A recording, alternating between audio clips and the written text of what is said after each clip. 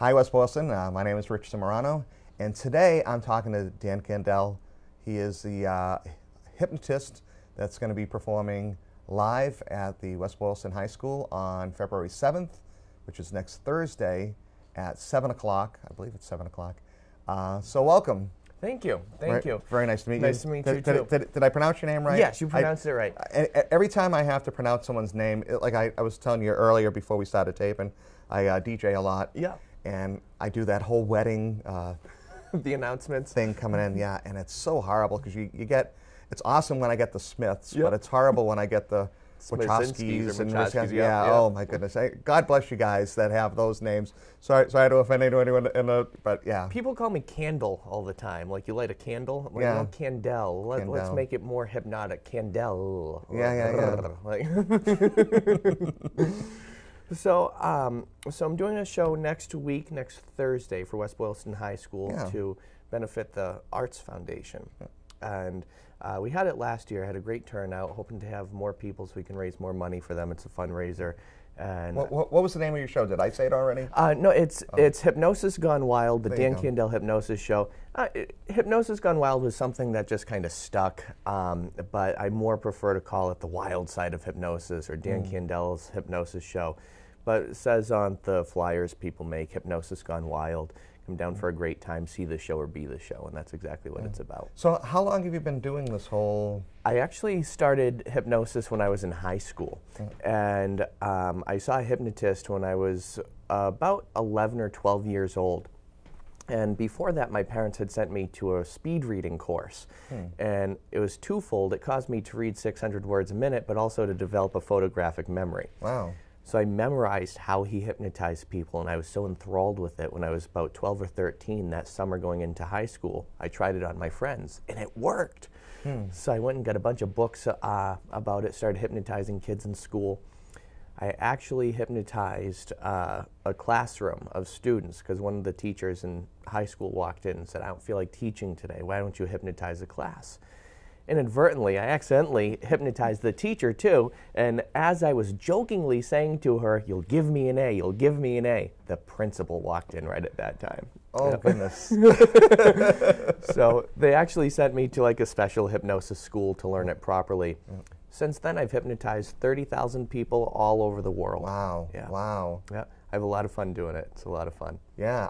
Well, you say all over the world. How far have you ventured away from your humble beginnings in Worcester, Mass? You were born in Worcester? Yeah, I was born in Shrewsbury. I live in Worcester now, and my office, I have a hypnotherapy office that's in Northborough. The furthest I've traveled was Ireland. Wow. I've performed in Ireland in some of the pubs around there and everything. They called me a mind leprechaun. They thought I was like a little hypnotizing leprechaun over there.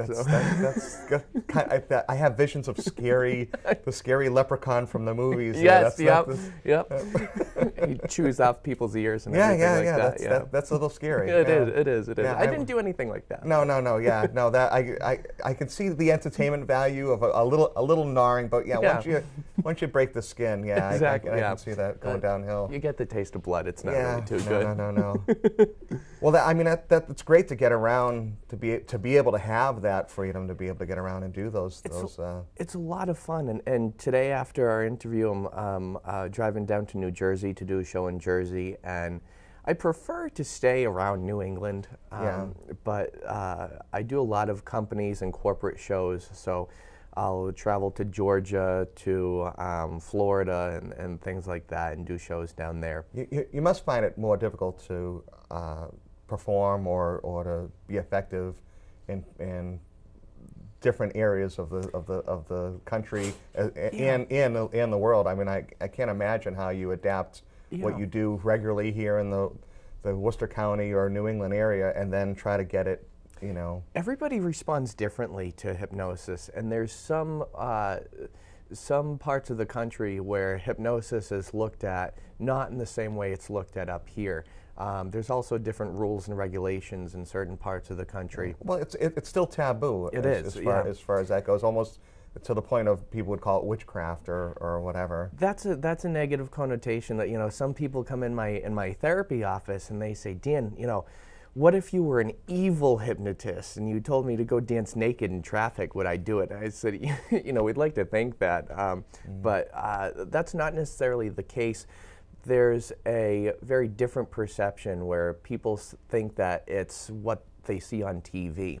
But hypnosis, what you see on TV in the movies is about 100% different from what you see in actual life. And even in my stage shows, people come into my private hypnotherapy office all the time who've been hypnotized by me in my stage shows, and they say, Dan, this was completely different in the office than it was on stage. And it really is. They're two completely different animals. Well, how do you get that message across? I mean, you said it, Yep. but how do you really get that message across? Because I have to imagine that's one of the biggest battles that you fight. It is. To bring people from, and obviously because you do both sides of the spectrum or whatever, I can't imagine how you're able to bridge that for people. Exactly, and what it is just clearing up the fears and misconceptions, and I do that. There's called a hypnosis pre-talk, and that's the first thing you're going to see me do when you come to the show on Thursday, is you hear me doing a pretty comical pre-talk, and I say things like, people ask me all the time, you know, what happens if we're deeply hypnotized on stage and the hypnotist drops dead? And I make a joke and I say, well, it wouldn't be my problem anymore. And it usually gets a laugh. Or if not, and there's crickets, then you know it's going to be a slow show. But I go and I dispel all the myths and misconceptions. You know, you can't get stuck in hypnosis. When you're hypnotized, you're not sleeping, you're not unconscious. You're very much aware of everything that's going on. It's just, it feels almost like you're daydreaming. And it's like a controlled daydreaming, not one that I control, because the person hypnotized still does remain in control. I've done shows before where I've told people to do certain things, like, for example, one of the things I will do in my show sometimes is to have people belly dance. And I tell all 20 people on stage to The chubby people. yeah, okay. you know nothing funnier than watching a chubby guy belly dance. or one of the football players that's like a big burly guy do a ballet dance across the stage. And some people, they just won't do it because they say, I don't feel comfortable. Yeah. There's one woman in my show a couple of years ago, and I say, I want you to imagine, think about, picture, visualize. You're holding a baby in your lap and you're changing the baby. So they go through all the motions, and now the baby messed his diaper again. Everybody's doing this. And this one lady, she wasn't responding. And I went up and I asked her, ma'am, I said, is everything okay? She said, I have 9 kids at home. The last thing I want to be doing right now is changing another baby's diaper. So you get all these fun reactions from people. Yeah. Wow. Yeah. I definitely, as I've been looking into it or whatever, I do see it more for the therapy side and for what obviously the entertainment side is going to be entertaining all day long or whatever, but just the fact that, you know, our minds are so much more powerful than most of us realize, that so much of healing properties and things that are locked into our mindset, that are covered up by our subconscious or whatever. Exactly. That, you know, there's a way to get there, and obviously some people use meditation and prayer and other methods that are obviously very effective. But this is a very legitimate. It is. And you know, I do forensic hypnosis where I work with some criminal investigations. A recent one that I worked on, there was a robbery and next door to a McDonald's. Now there was a gentleman who was ordering at a McDonald's, and this wasn't in Massachusetts, this was out of state. They called me from out of state to go work on this case. Now hypnosis isn't admissible in court, but it can lead to other leads. So the subconscious mind is the part of the mind that we use with hypnosis. It's like the powerful computer part of your mind. It's a part that remembers everything you've done, seen, heard, felt, experienced. It's just like a computer. Has all your programming. So like a computer, if there's an unuseful program, you could go and delete it and replace it with a more useful program. And that's exactly what we're doing with hypnosis. But the robbery that took place next to the McDonald's, there was a gentleman that was ordering in the drive-thru. He had no recollection that there was a robbery. He had no awareness of this at all. But what they did is, around the time where he was ordering, that's when they all got in the getaway car from the robbery and went away. So they went in the video and they got the man's license plate who was ordering from McDonald's. they called him into the office, and I had hypnotized this gentleman. At first, he was nervous. He's, why am I here? I said, you didn't do anything wrong, don't worry. So I kind of explained a little bit to him. I said, do you remember there being a robbery, or do you know there was a robbery at the same time you were ordering? He said, no. So in hypnosis, we had him shift his field of focus slightly to the right because he had peripheral vision, so he could go back and get the details.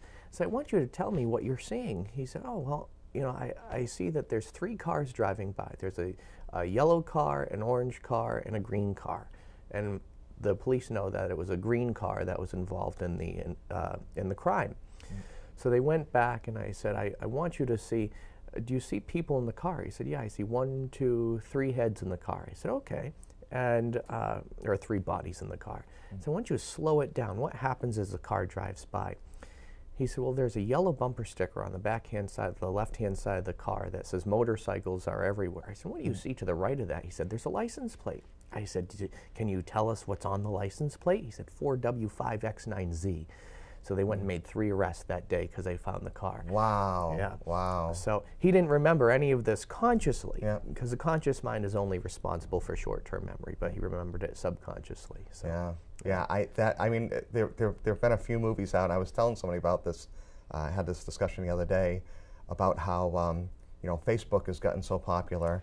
Yeah. And how we basically pour out everything about ourselves on Facebook, pictures and dreams and memories and thoughts and viewpoints and whatever. And there was a movie with Robin Williams where there's an implant that they put into a person as soon as they're born, and it basically records everything just like a video camera all through their life. And then when they die, they actually have a presentation at the funeral of basically the person's whole life out there. And I said, we're getting to the point where Facebook is going to be kind of one of those things where it's going to document our whole lives, depending on when we start or whatever. But no, the mind is odd. I have to trick my mind to be my own confession. Now that I've gotten older, not that I'm ancient or anything, but I have a hard 27, 28. Yeah, 27, 28. I have a hard time remembering people's names, especially their first names, obviously, because that's what you usually refer to people, unless you're in the military. But if I see somebody, like your name is Dan, I have to say, well, what's your favorite number? And 17. You're Dan 17 now. As long as I equate it with a number, it's locked into that part of my memory that I'm able to recall it very, very much more easily than I would be able to do it otherwise. It becomes a part of your everyday being, and that's what hypnosis is about. People don't equate this with hypnosis, but the average person is hypnotized 2,500 hours every year out of in their lives. And some examples of that, anytime you daydream, you're hypnotized, because there's a part of your mind, which is the subconscious mind, that comes out and absorbs suggestions. So the subconscious mind is out when you're daydreaming. Anytime you drive a car, you get zoned out. Yeah, you end up at your destination. You're like, how did I get here? Yeah. I don't recall what way I got here. Exactly. And that's road hypnosis. And we go into these states every day. You see kids texting on their cell phones. And when they're texting, you'll start talking to one of them, and they'll be so concentrated on what they're doing, they'll have no idea that you're speaking to them. And that's a state of hypnosis as well. And if you're mischievous like I am, try this. You're in a movie theater, okay? And it's one of those on the edge of your seat movies, and everybody's on the edge of their seat waiting to figure out what's going to happen next. What you do is you shout really, really loud, "Stand up!" And you'll see 40 to 60% of the people stand up in the movie theater because they're in a hypnotic state. They have no ability to reject that suggestion, so it instantly bypasses their critical thought. We're going to go to the movie sometime in the near future, and I'm just going to watch you do that, because that sounds like a lot. Well, we won't sit together. I'll sit a few seats away, but that does sound like fun. People, I've done this before, and people they think, the only problem is if you don't stand up with everybody else, they all turn around and look at you after they realized what they've done. I do this in airports a lot too, where I'll hypnotize people in airports covertly, and it's just so much fun to. Well, when I went through basic training when I was 18 years old. Anytime a drill sergeant would walk by, you'd have to say attention. Yep. And you'd have to jump to attention. it's not really protocol. They're not officers, but that's what we had to do while we were in basic basic training. We had to actually stand to attention. Well, a lot of times, especially when we're exhausted, sitting waiting for the transportation to come to bring us out, out of the field and back to the barracks, we're all just kind of sitting around zoning because we're being beat up every day. Somebody would, with no drill sergeant around, somebody would go, "Attention," and everybody's up and snapped, and it's like, consistently people would pull that on unsuspecting. It happens. It becomes part of your programming, and this is what I use in sports because I do a lot of sports hypnosis also, very frequently because I do most of the shows that I do are for high schools and colleges, and when I do a show for a high school or college, most of the time that high school or that college will bring me back to have me do a 3-hour sports workshop with their sports teams, and it really helps them gain the competitive advantage. 80 to 90% of sports are mental, but people usually ignore the mental component. They're just doing the physical component.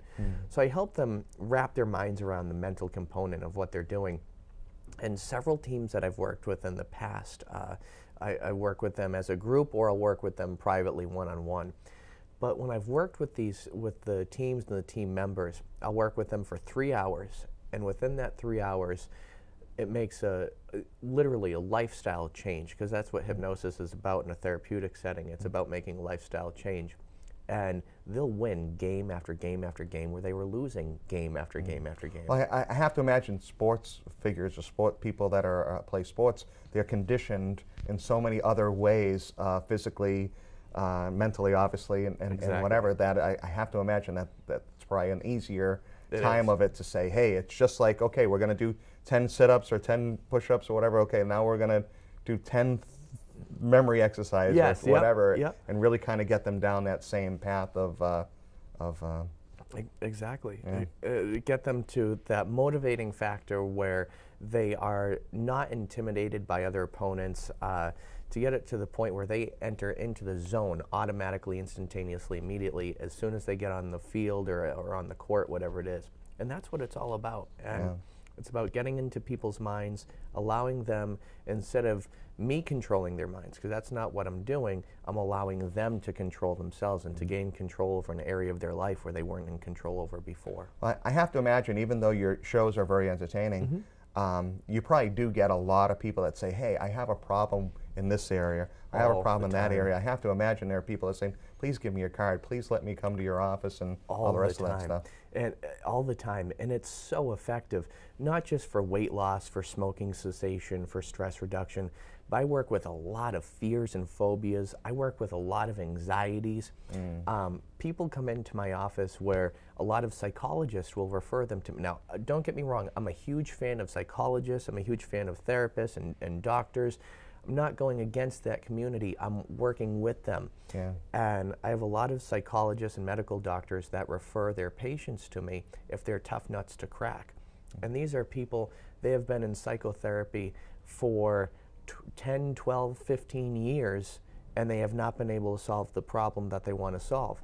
They come, they work with a hypnotist, and not just me, with a lot of hypnotists, as long as they're trained properly. And within 2 or 3 sessions, which my sessions usually run about an hour, within 2 to 3 sessions, they're completely changed for the positive. And that's great with hypnotherapy. I love to have fun with people, and that shows when I'm on stage. That's my passion. My passion is performing. My passion is being in front of people, and I'm not the star of the show, but the people on stage are the stars of the show. And just like in my office, when people come in, the sessions aren't about me, the sessions are about you. And I help direct you in the way in which you need to solve the problem you come in for. I have a very similar experience. I know it's probably a bad word to use, but I'm a karaoke host. I do karaoke stuff.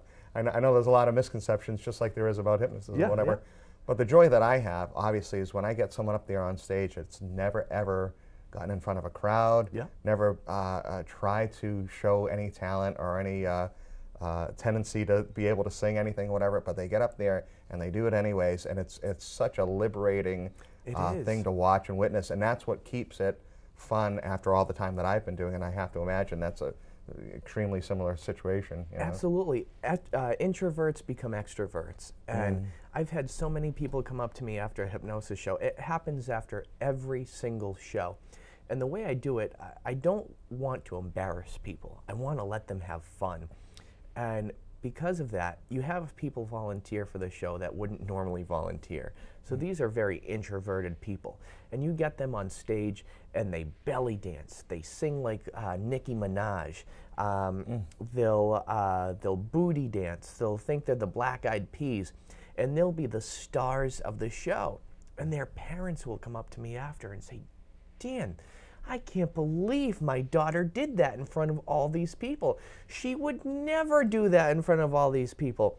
And the thing is, when the daughter remembers what she does, it's not like she's, oh my gosh, I'm so embarrassed. I put the hypnotic suggestion in that at the end of the show, you're going to remember everything you did, but you're going to feel very good about it, realizing that without you, there would be no show. You were the star of the show.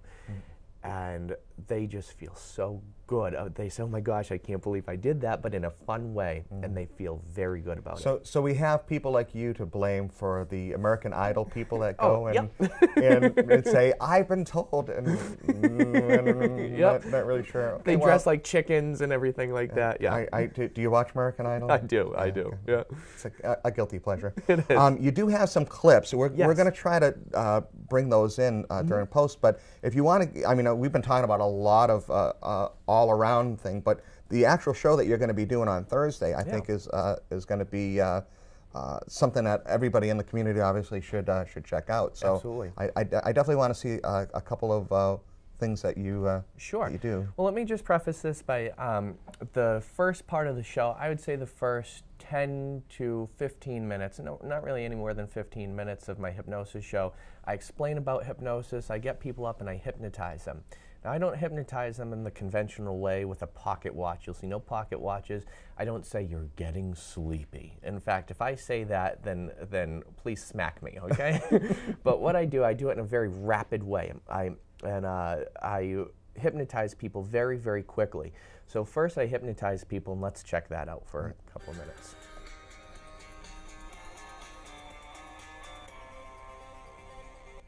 And when they're hypnotized, they literally just drop. Whenever you hear me say the word hypnosis, you will think that I am calling you the worst possible name in the book. See, I'm doing a hypnosis show. What? Say what? Your mom's out there.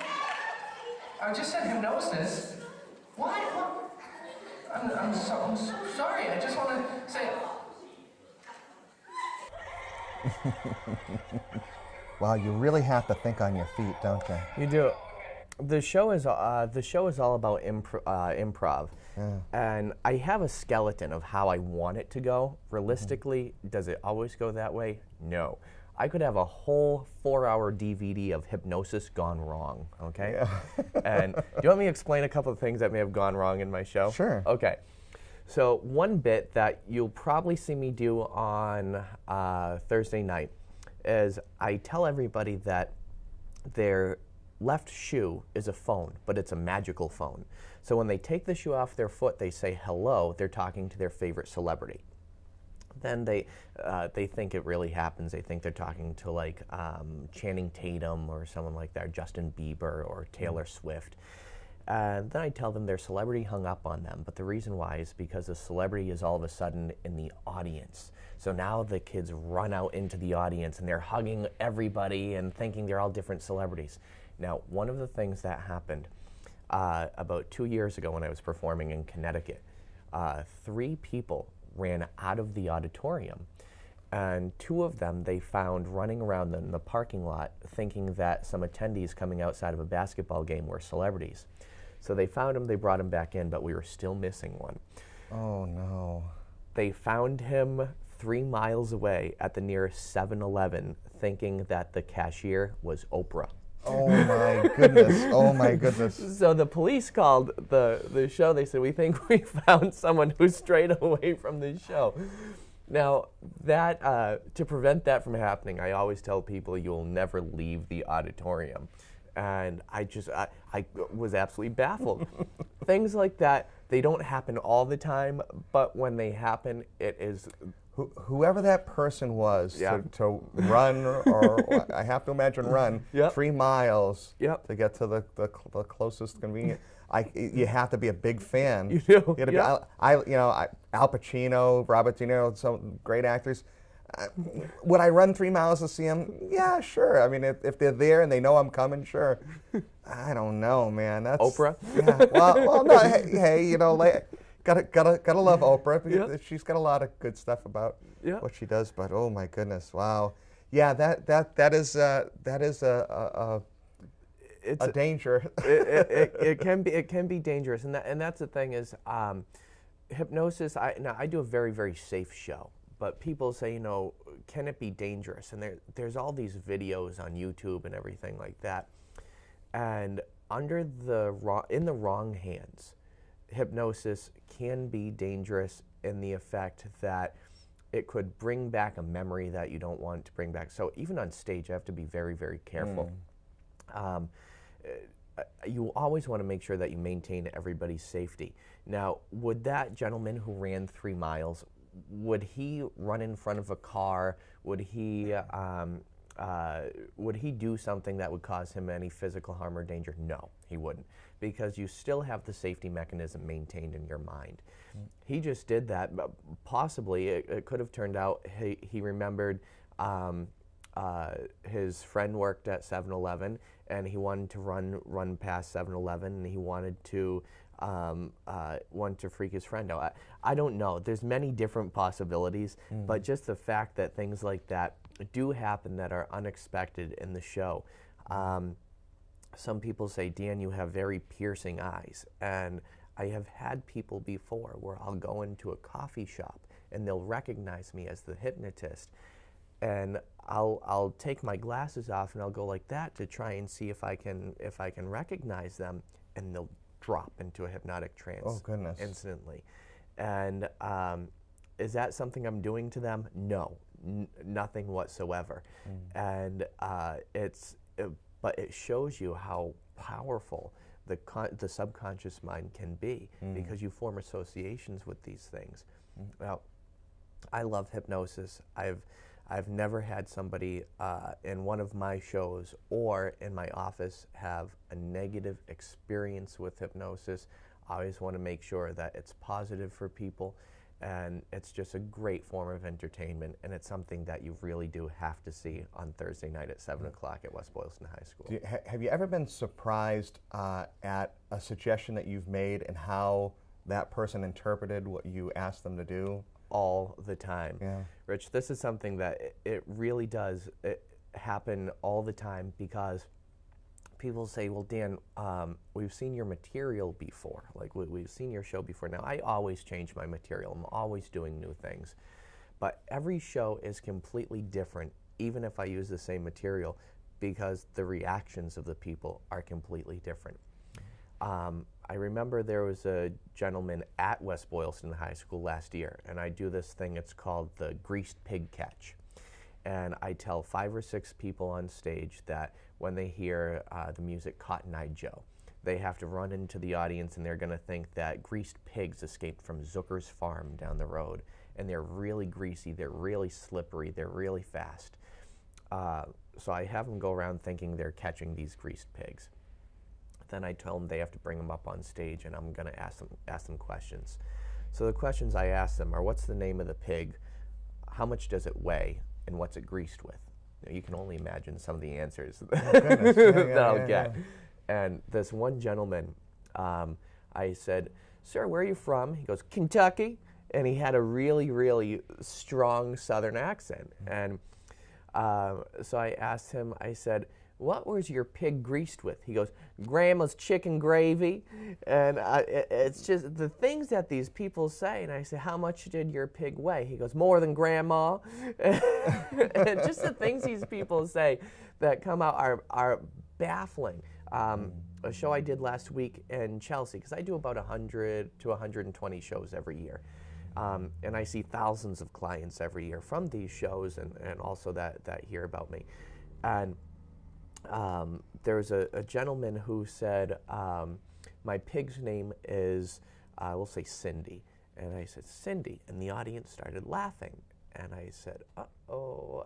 Usually when the audience laughs at something that you don't get, it usually means that it's something related that it's not really, it's not something that that I get, but it's something that the audience gets. That he went down a road he probably shouldn't have gone down. Exactly. And I said, Cindy, really? And someone from the audience yelled, that's his girlfriend's name.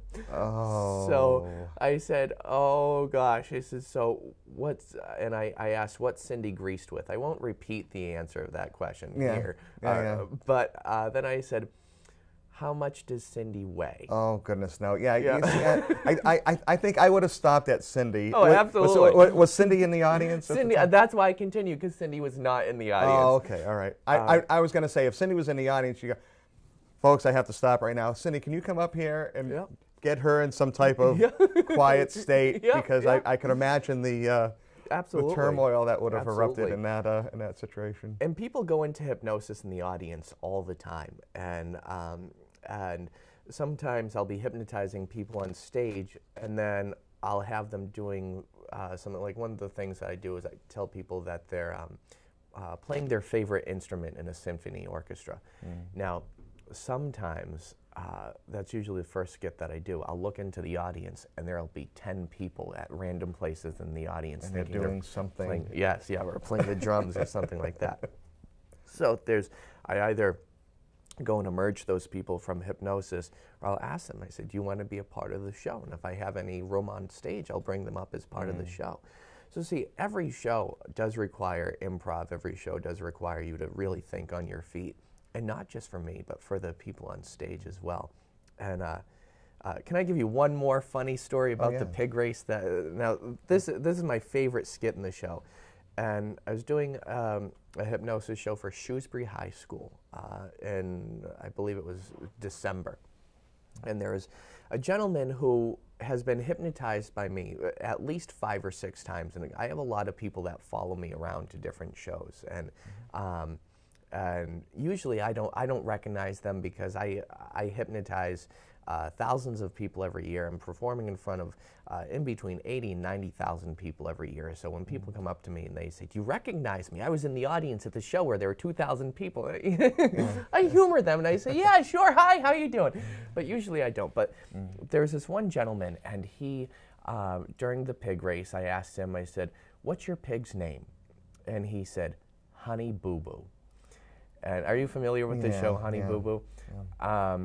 And now I love that show. I think it's hysterical, but not many people feel the same way that I do.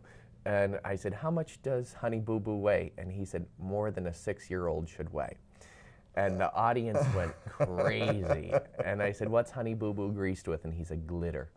And I asked him some more questions, and the audience was just, I've had people say to me before, Dan, I peed my pants, and I was laughing so hard. I was rolling over in the aisles. So we should have some cleanup crew. We ready, definitely should. On a standby. Yeah. I have had people wet themselves before because they were laughing so hard. I have had people, they come up to me afterwards, they say, Dan, I was crying the entire show because I was laughing so hard.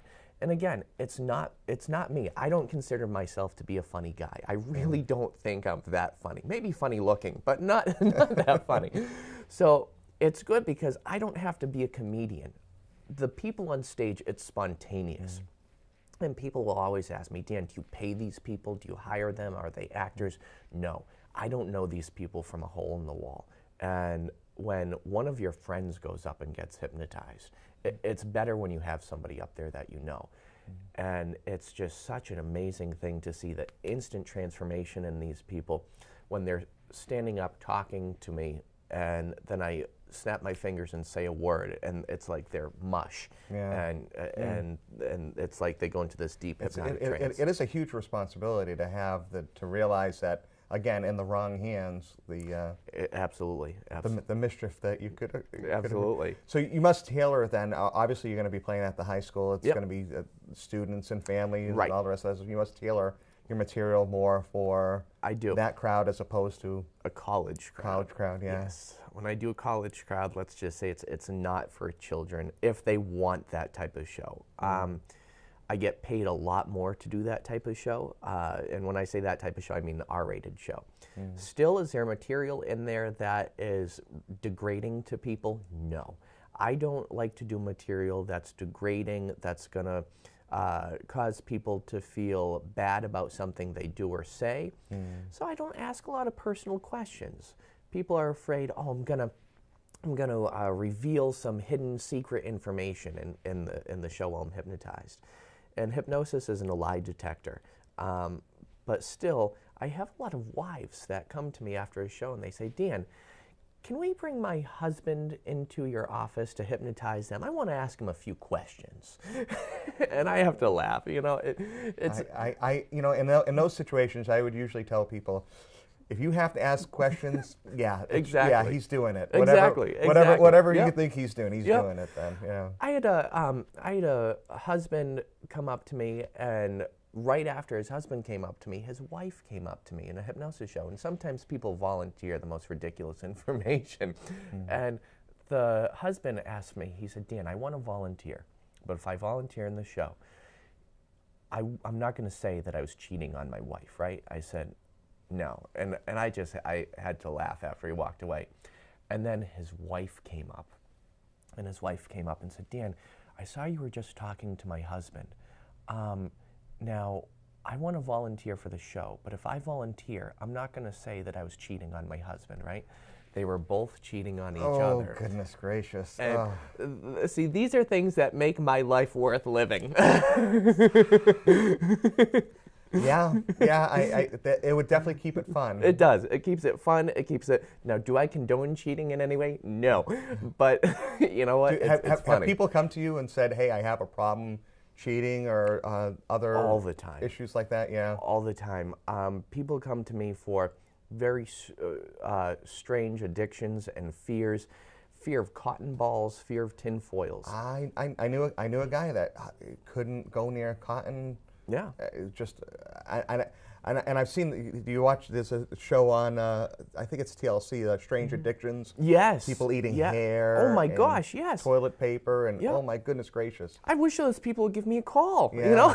well, hopefully they'll see the show. Exactly. And if anybody in West Boylston is eating toilet paper or hair or something that they know they shouldn't be, please.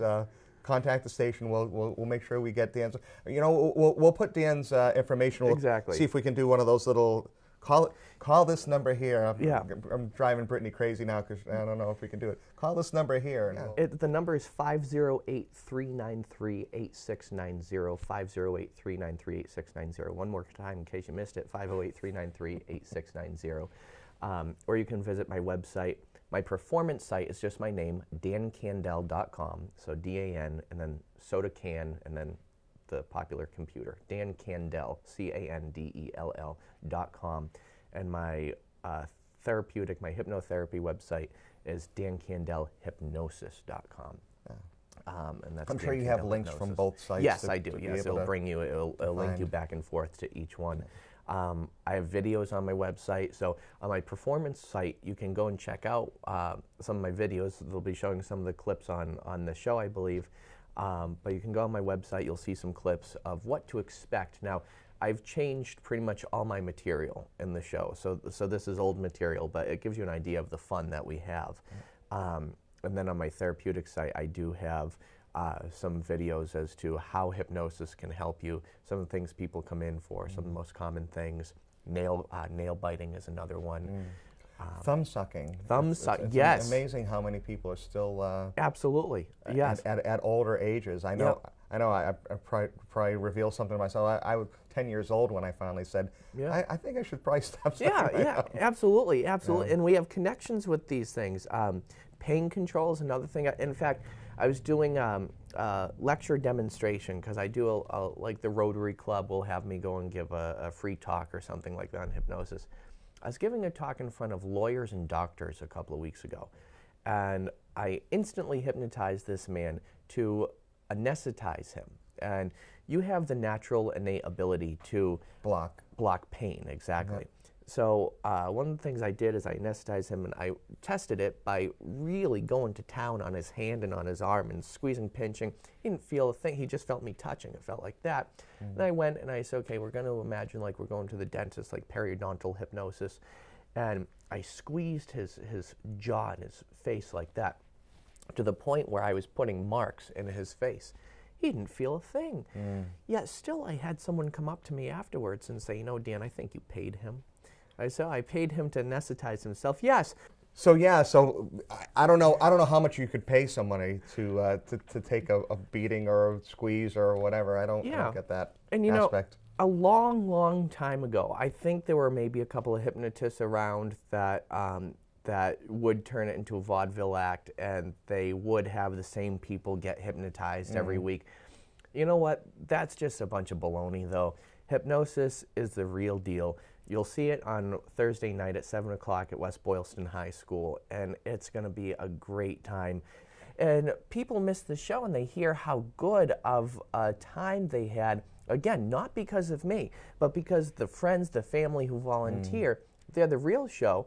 And the people get very upset when they miss it, because every show is different. Every show is a great time. So make sure you don't miss it. You come out. And this show, just in case people don't realize it, it does support. It does, yeah. The high school, the West Boylston Arts Foundation. So I mean, you're obviously performing. I'm sure that we must give you something for your trouble, but it is benefiting the town. Yeah, most of the I'd say about 50 or 60% of the shows I do are fundraisers, and we do work out compensation things. So part of the proceeds go to the foundation that the show is benefiting or that's sponsoring the show. The other goes to feed my gambling addiction. No, I'm kidding. We'll cut that part out. No, I'm kidding. Well, place your bets. Place your bets. Exactly. No, it was two. It landed into on my two. eyes. Exactly. I shouldn't say these things. My mouth gets me in trouble sometimes. I don't think the IRS are listening to us anyway. So I think you're all set. It's so great to meet you again. Thank you so much, Rich. Thank you. So pleased to have you perform in our town. Absolutely. To support our schools, support arts. Obviously, it's obviously one of the things that get cut usually the quickest out of budgets and things like that. But it's so important to